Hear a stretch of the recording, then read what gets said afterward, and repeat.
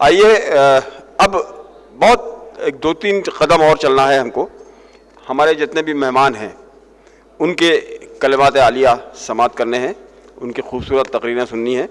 میں سب سے پہلے گیسٹ آف آنر ڈاکٹر راحت ابرار صاحب جو علی گڑھ مسلم یونیورسٹی سے تعلق ہے ان کا, وہ وہیں سے تشریف لائے ہیں. میں ان کے بارے میں یہ کہا گیا کہ وہ علیل ہونے کے باوجود آ گئے. میں نے کہا نہیں, وہ علیل ولیل نہیں ہے, وہ علیگ ہیں. اور علیگ ہیں, وہ علیگ ہیں, علیل نہیں ہیں. اور کوئی علیگ علیل نہیں ہوتا ہے, چاہے جتنا علیل ہو, اگر علیگ ہے تو وہ آ جائے گا جہاں سے کہیں ضرورت ہوگی آنے کی. آج ڈاکٹر راحت ابرار صاحب کو تالیاں بجا کے ان کا استقبال بھی کیجیے اور اس کے بعد ان کی کلمات عالیہ سماعت کیجیے. 100 چاند بھی چمکیں گے تو کیا بات بنے گی, 100 چاند بھی چمکیں گے تو کیا بات بنے گی, تم آئے تو اس رات کی اوقات بنے گی. گڈ ایوننگ اینڈ آداب. میں رانا خان ایگزیکیوٹیو ممبر اموبا لکھنؤ کے جانب سے جناب راحت ابرار صاحب کا استقبال کرتی ہوں اور ایک مختصر تعارف کے ساتھ ان کی زندگی کے کچھ پہلوؤں سے آپ کو روشناس کرانا چاہوں گی.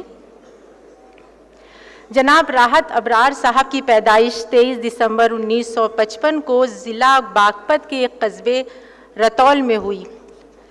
ابتدائی تعلیم وہاں سے حاصل کرنے کے بعد آپ نے علی گڑھ سے انٹرمیڈیٹ, گریجویشن, پوسٹ گریجویشن اور پی ایچ ڈی کی تعلیم مکمل کی اور اس کے بعد جامعہ اردو علی گڑھ سے ادیب اور کامل کی ڈگری حاصل کی. اس کے بعد ہی joined Aligarh Muslim University as a assistant public relation officer in 1984, then appointed as a public relation officer in 1988, appointed Deputy Registrar on March 28, 2014, and later Director Urdu Academy AMU in 2016, and served as a member in charge Public Relation Office AMU from June 2016 to September 2016. آپ کی عدمی خدمات کے طور پر آپ نے قریب 30 سے زیادہ اردو, ہندی اور انگلش کی کتابوں کی تصنیف اور تالیف کی ہے. جناب شمس الرحمان فاروقی, گوپی چند نارنگ اور انتظار حسین صاحب نے اپنے علمی اور آپ کے علمی اور تحقیقی کاموں کو کافی سراہا ہے. آپ کو یو پی اردو اکیڈمی سمیت بہت سے اداروں نے بہت سارے اعزاز سے نوازا ہے. میں آپ سے گزارش کروں گی کہ آپ آئیں. اور جناب صدر, بزرگوں, دوستوں, عزیزوں, وقت اتنا زیادہ بڑھ گیا ہے کہ بہت مختصر سی گفتگو جو ہے وہ کرنی چاہیے. ٹوپی کوئی علی گڑھ کا مشاعرہ نہیں ہے یہ, اور یہ دور چلا گیا ٹوپی والا. تو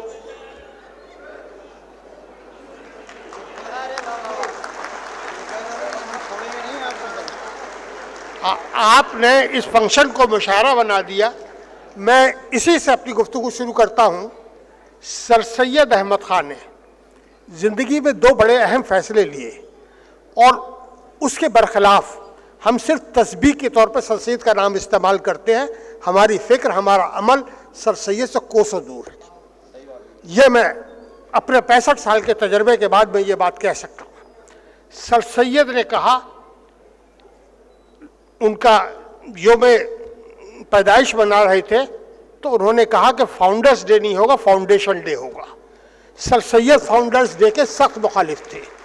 کیا یہاں جو لوگ بیٹھے ہوئے ہیں 99% لوگوں کو معلوم ہے کہ ایم اے کالج کا فاؤنڈیشن ڈے کیا ہے؟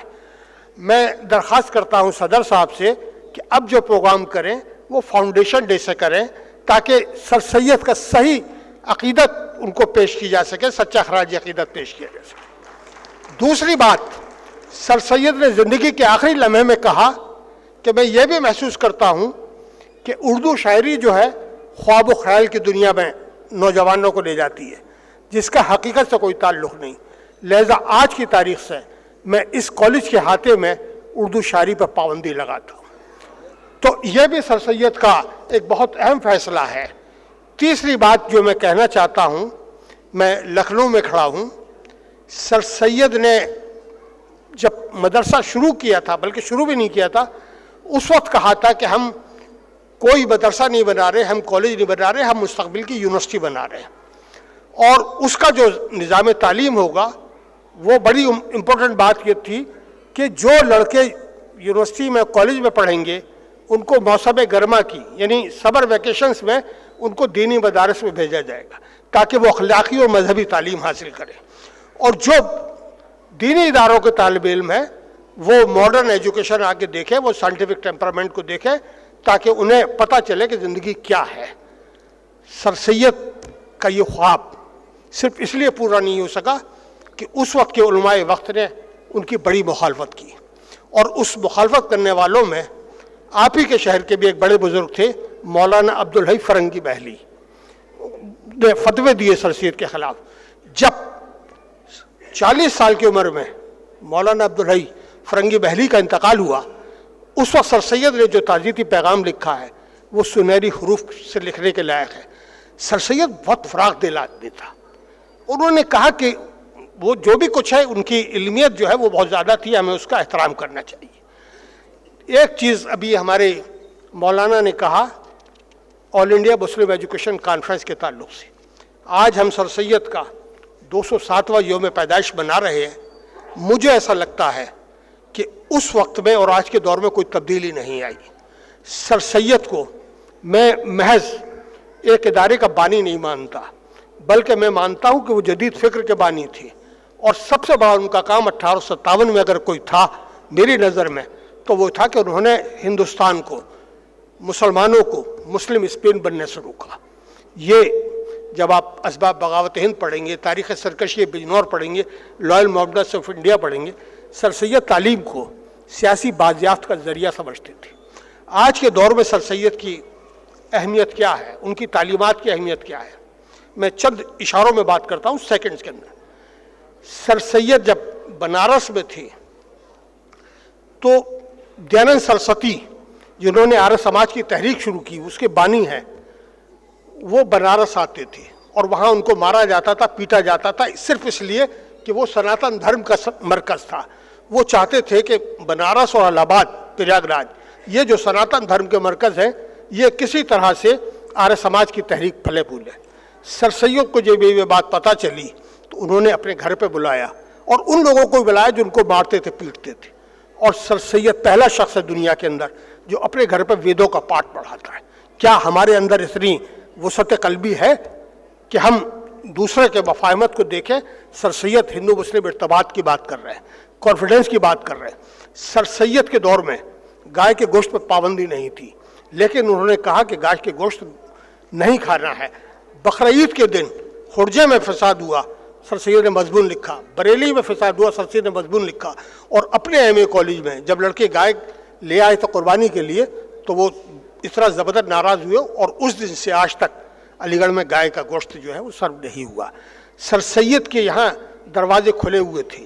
ایک اور واقعہ ہے بڑا امپورٹنٹ، سر سید نے جب مدرسہ قائم کیا تو وہ چاہتے تھے کہ جو دینی تعلیم ہے وہ شیعوں کی الگ ہو، سنیوں کی الگ ہو، اور مساجد بھی الگ ہو۔ سر سید نے مولانا قاسم نانوتوی سے جو دارالعلوم دیوبند کے بانی تھے ان سے درخواست کی کہ آپ ہمارا نصاب بنائیے۔ وہ بڑی مشکل سے راضی ہوئے۔ انہوں نے کہا کہ میں اس شرط پر بناؤں گا کہ صرف اور صرف اس کالج میں سنی لڑکے پڑھیں گے۔ سر سید نے کہا مجھے یہ قبول نہیں ہے، میرا کالج جو ہے اوپن ٹو آل ہے، without any caste, creed, religion اور ریس۔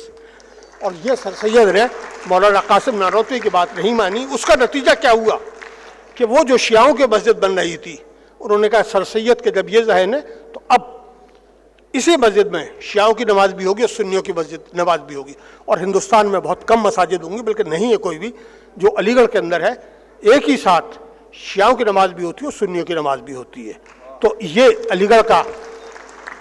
تیسری چیز، سر سید نے، میں لکھنؤ میں کھڑا ہوں تو لکھنؤ کے تعلق سے میں کہنا چاہتا ہوں کہ دسمبر 1887 کو سر سید لکھنؤ میں تھے۔ انہوں نے آل انڈیا مسلم ایجوکیشن کانفرنس کے اجلاس کو خطاب کیا۔ خطاب کرنے میں دو چیزوں کے اوپر انہوں نے زور دیا۔ پہلا تھا آج جو پورا سب سے بڑا برڈنگ ایشو ہے مسلمانوں کا، وقف کا، تو ان کا وقف کا حل کیا ہو۔ تو سر سید نے کہا کہ جو وقف کی پراپرٹی کا استعمال جو ہے وہ ماڈرن ایجوکیشن کے لیے بھی کیا جانا چاہیے، یہ صرف مدارس تک یا اس تک محدود نہیں رہنا چاہیے۔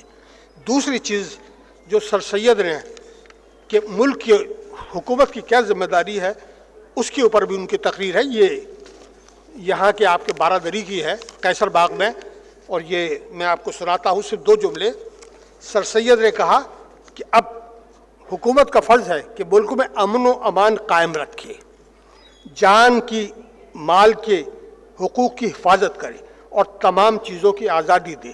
اس کا فرض ہے کہ عدالتیں قائم کرے, جرائم کی جدا دیوانی کی جدا, اور جو تنازع رعایا کے باہم وہ انصاف اور عدالت سے فیصلہ کرے.